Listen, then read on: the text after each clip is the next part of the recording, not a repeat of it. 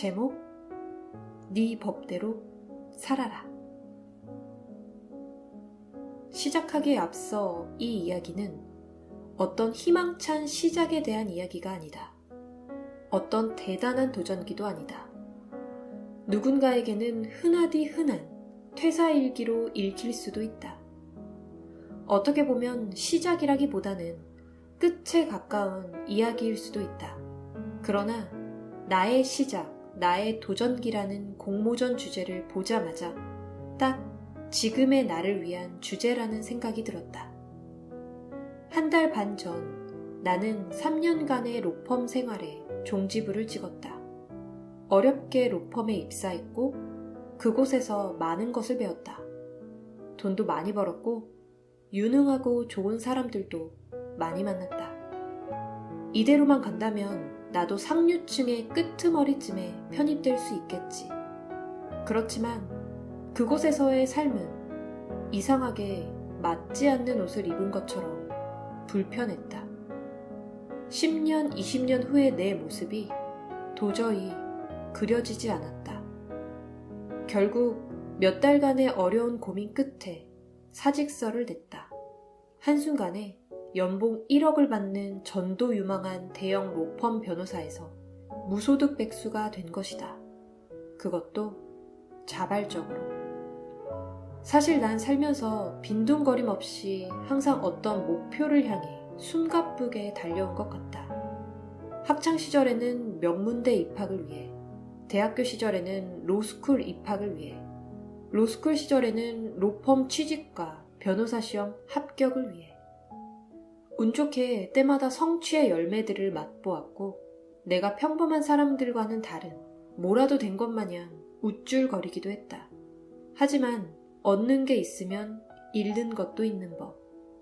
그 대가로 나는 평범한 사람들이 당연하게 누리는 많은 것들을 포기해야 했다. 예를 들어 부모님의 생신을 챙기거나 친구들과 평생 갈 추억을 만드는 것과 같은 그런 것들은 일단 성공을 한 다음으로 미루면 된다고 생각했다. 그래서 심지어 변호사 시험 2달 전 돌아가신 삼촌의 장례식에도 가지 못했다. 그렇게 쉴 새 없이 달려와서 30살이라는 이른 나이에 로펌에 입사했다. 로펌에 들어간 후에도 끼니를 샌드위치로 때우며 바쁘게 일했다. 야근은 당연하고 밤을 새는 날도 다반사였다. 쉬는 날에도 머릿속에는 업무에 대한 생각이 끊이지 않았다. 출근 준비를 하던 어느 날 아침, 샤워를 하다가 시야가 흐릿해지고 물의 감각이 잘 느껴지지 않는 특이한 경험을 하기도 했다. 고속도로에서 전속력으로 달리는 자동차처럼 빠르게, 바쁘게, 너무 열심히 살아온 탓에 뇌 어딘가가 고장나기라도 한 것일까? 그러던 중 우연히 월든이란 책을 보게 되었다. 하버드 대학을 나온 수재였던 헨리 데이비드 소로가 월든이란 이름의 호숫가에 통나무집을 짓고 2년 동안 자급자족하는 생활을 한 후 그 생활을 기록한 책이다. 책을 읽다 다음 구절이 내 머리를 탕 하고 쳤다. 내가 숲속으로 들어간 것은 인생을 의도적으로 살아보기 위해서였다. 다시 말해서 인생의 본질적인 사실들만을 직면해 보려는 것이었으며 인생이 가르치는 바를 내가 배울 수 있는지 알아보고자 했던 것이며 그리하여 마침내 죽음을 맞이했을 때 내가 헛된 삶을 살았구나 하고 깨닫는 일이 없도록 하기 위해서였다. 젊은이들이 당장의 인생을 실험해보는 것보다 사는 법을 더 잘 배울 수 있는 방법이 있겠는가? 나는 변호사로서 수많은 법 지식으로 내 시간도 없이 고객들의 인생을 같이 걱정해주고 도와줬지만 정작 내 인생을 사는 법에 대해서는 무지했다. 내가 무엇을 보고 무엇을 듣고 싶은지, 무엇을 할 때 즐거운지, 어디에서 살고 어떤 이들과 어울리고 싶은지 알지 못했다.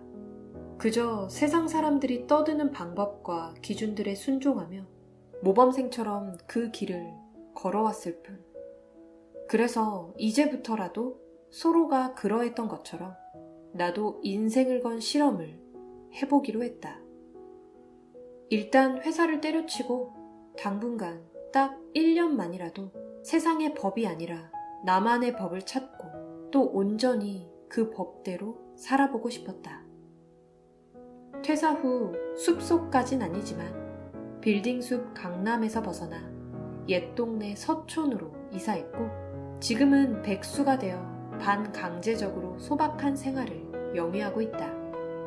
평생 안 해보던 요리도 손수해보고 정처 없이 동네를 걸어보기도 하고 길에 바보같이 멈춰서서 참새를 구경하기도 하고 그간 멀어졌던 친구들에게 용기 내서 먼저 연락도 한다.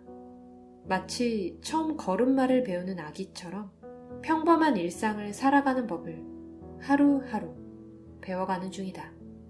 그리고 그 생생한 과정을 이곳, 이 글과 동명의 매거진에 기록하고 있다. 고속도로를 벗어난 이 샛길에서 나는 앞으로 어떤 것들을 마주치게 될까? 이 길의 끝에는 월든과 같은 아름다운 호수가 나를 기다리고 있을까? 또 어떤 것들을 내 여정에 기록하게 될까? 기록하고 싶은 일도, 기록하고 싶지 않은 일도 일어날 것이다. 그렇지만 어느 순간이든지 나는 그저 내 법대로 살아갈 것이다.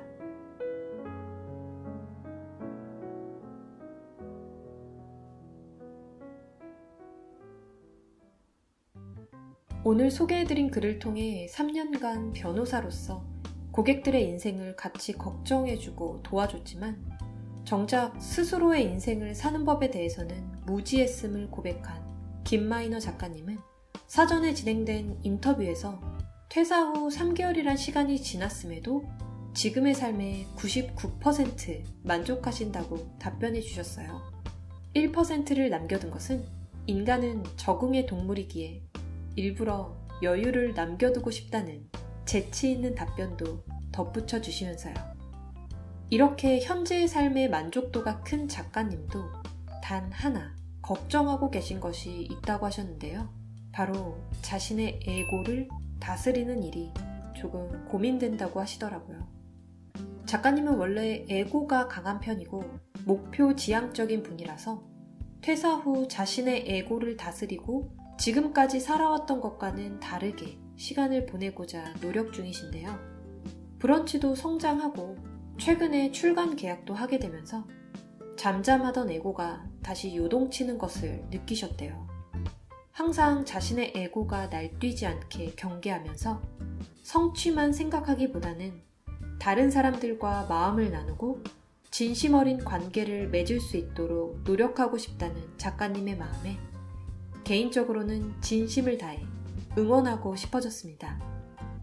누군가의 기대와 사회에서 가리키는 성공들이 아닌 자신만의 의도대로 나만의 법대로 살아보기 위해 퇴사를 선택하신 김마이너 작가님께 마지막으로 이런 질문을 드렸어요. 작가님이 생각하시는 작가님만의 법은 무엇일까요? 바로 이것이 김마이너라는 사람의 인생을 규정한다라고 말할 수 있는 것이 혹시 있으실까요? 이 질문에 김마이너 작가님은 이렇게 답해 주셨습니다. 글에서 써왔던 것처럼 머릿속 생각과 눈앞의 현재가 일치되는 싱크가 맞는 삶을 추구한다든지 에고의 확장을 경계하고 에고를 비우려 노력한다든지 이러한 것들이 모여 김마이너가 사는 법이라는 하나의 법이 완성될 것 같습니다. 어느 책에서 봤던 표현인데요. 조르바 붓다처럼 살고 싶어요. 붓다처럼 매사에 집착하지 않고 지혜롭게 관조할 줄 알면서도 책 그리스인 조르바의 조르바처럼 강렬하게 행동하고 사랑할 수 있는 사람이 되기를 꿈꿉니다. 지금 제가 그런 사람인 건 아니지만 제 인생이 그런 가치를 추구하고 스스로가 그런 사람으로서 규정될 수 있다면 좋겠습니다. 코벙이었습니다. 구독자 여러분, 좋은 밤 되세요.